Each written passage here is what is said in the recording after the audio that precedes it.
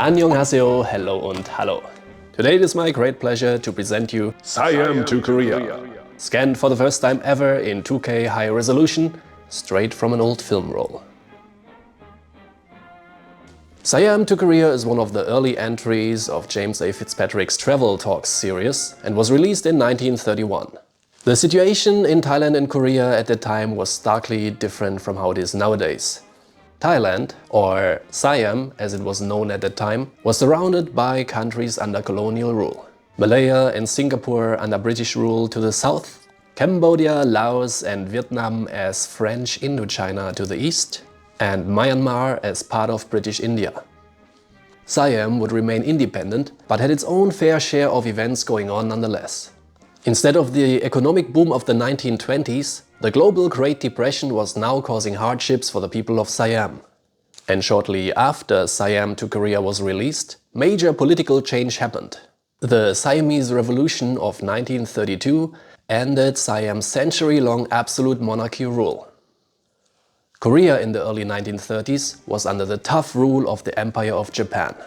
Extreme measures, such as bans on the Korean language, had not been fully implemented yet, but nonetheless, Japan's assimilation policies were well underway. This government general of Chosen Building, for example, had been placed right on top of Gyeongbokgung, the main royal palace of Korea in the center of Seoul.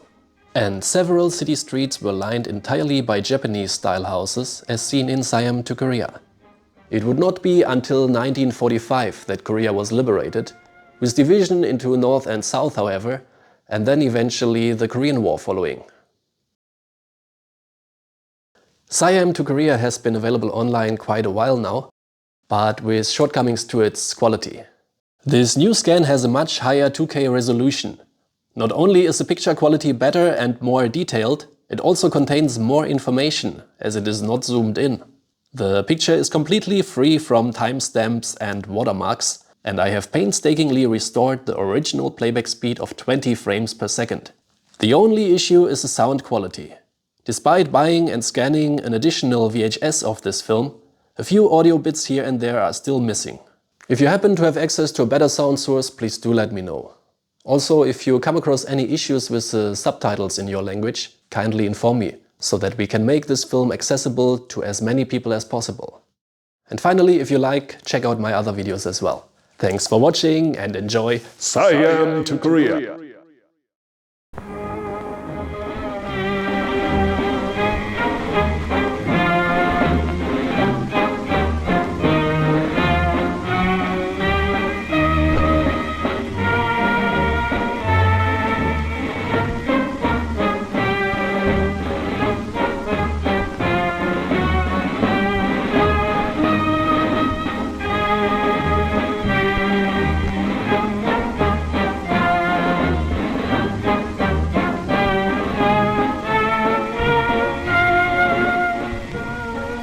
In a remote corner of our earth stands the little kingdom of Siam, one of the last of the world's absolute monarchies, where 10 million people live their lives in partial seclusion from the outside world.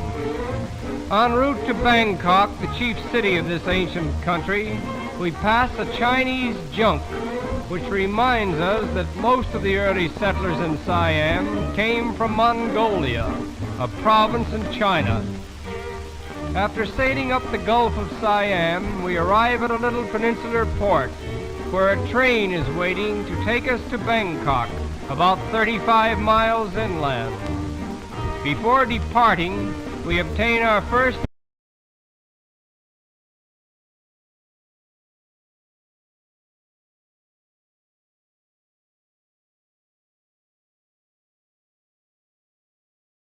polygamy is permitted, but when it occurs, the first wife is always acknowledged the head of the household. Incidentally, Siamese mothers never kiss their children, nor do husbands kiss their wives. Instead, they rub faces together. This little banquet is interrupted by the warning whistle from our train. And now we are en route to Bangkok.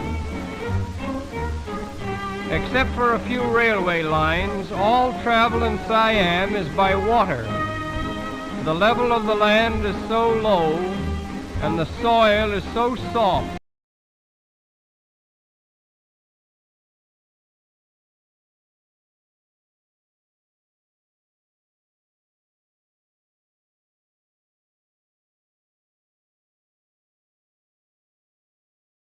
Experiences of the courageous engineers who conquered this tropical jungle with the first railway in Siam.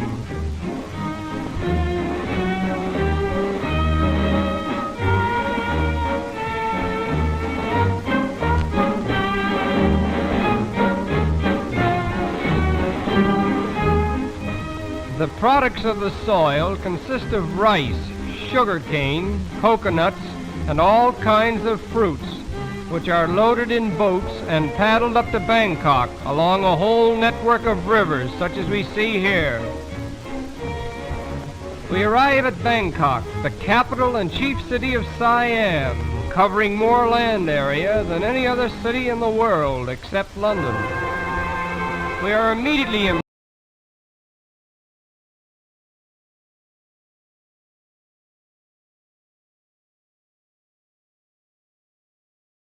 and modernizing the rising generation of Siam.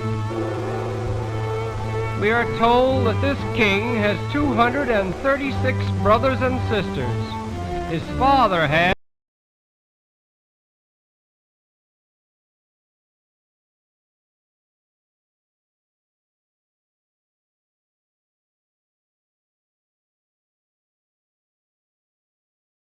Siamese are an artistic people. Their architecture, dancing, and music are highly developed in strict accordance with the traditions of Indo-Chinese art.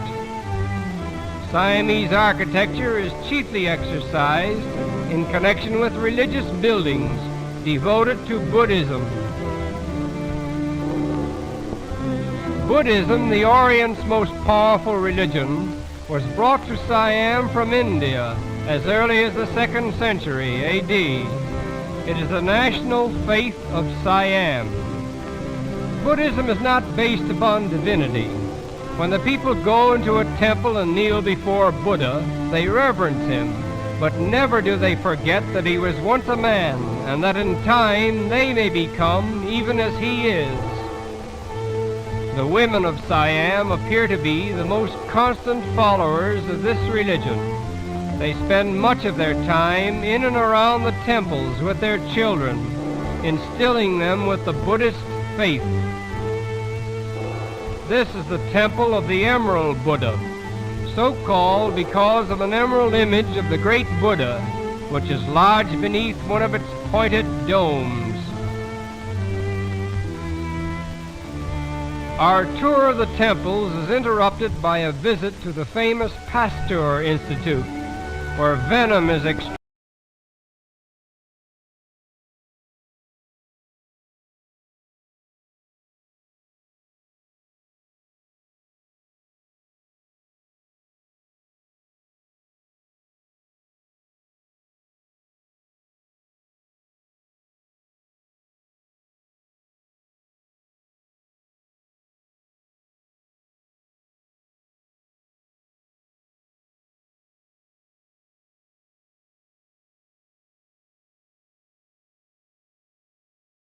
one of the most famous houses of worship in the country. Religion influences the life of the Siamese at every turn. He is always under the direct tutelage of the yellow-robed priest. In fact, every Siamese, including the king himself, must spend a period of his life in some one of the 10,000 monasteries of the land. In Bangkok alone, there are at least 500 temples dedicated to Buddhism. As we think of the strength of this faith called Buddhism, with its millions of followers, and compare it to our own, we cannot help but feel a certain embarrassment in presuming to think that our particular religion is the only one in the world of any importance. And it is with this thought that we leave Siam and continue our voyage to Korea, where this same Buddhism is supported by another 17 million souls.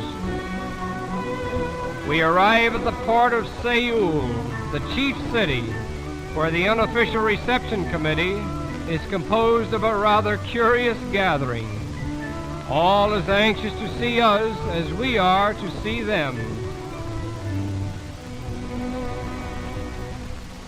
The white-robed gentleman with the funny hat is the main attraction. This fellow is a typical example of the native Korean. He bows to the dominion of Japan, but he firmly declines to admit the superiority of Japan's intellectual and moral culture over his own.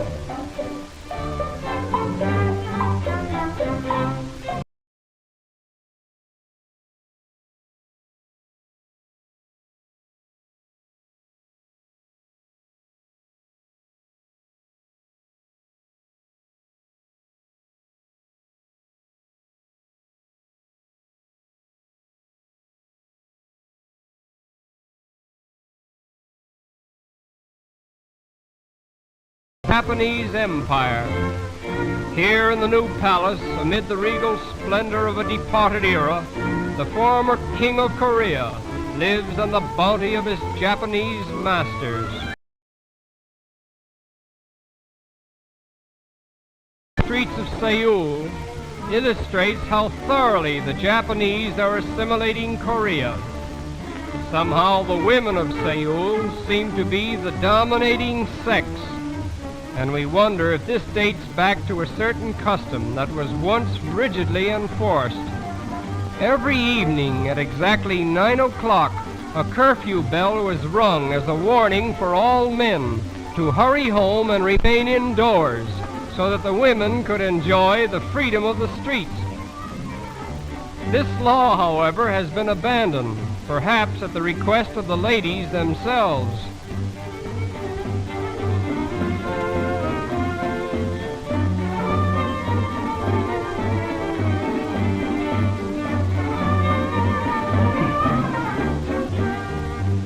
The children of Korea are particularly interesting. Almost from the time they are able to walk, they are obliged to care for their little brothers and sisters.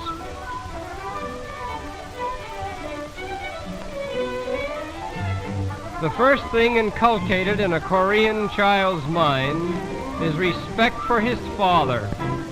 In fact, the four dreadful things which a boy fears most are earthquake, wind, fire, and father. Playing dinner and imitating the ponderous etiquette of their elders is a favorite amusement.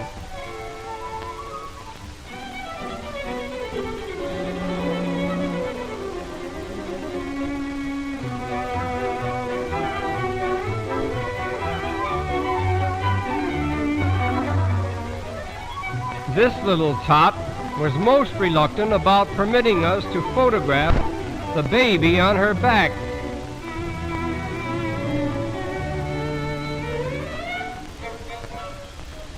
In an Oriental garden, we were afforded the special privilege of seeing a native dance, very much like those given by the geisha girls of Japan.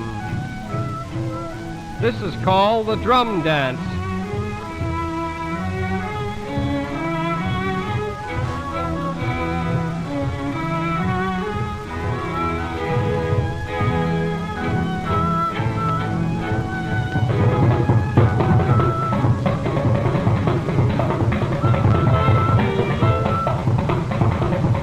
Whatever else we may have seen in Korea, we will never forget the gentlemen with the white robes and the horsehair hats, for they are Korea personified. And it is here that old Korea bows to us in gracious farewell.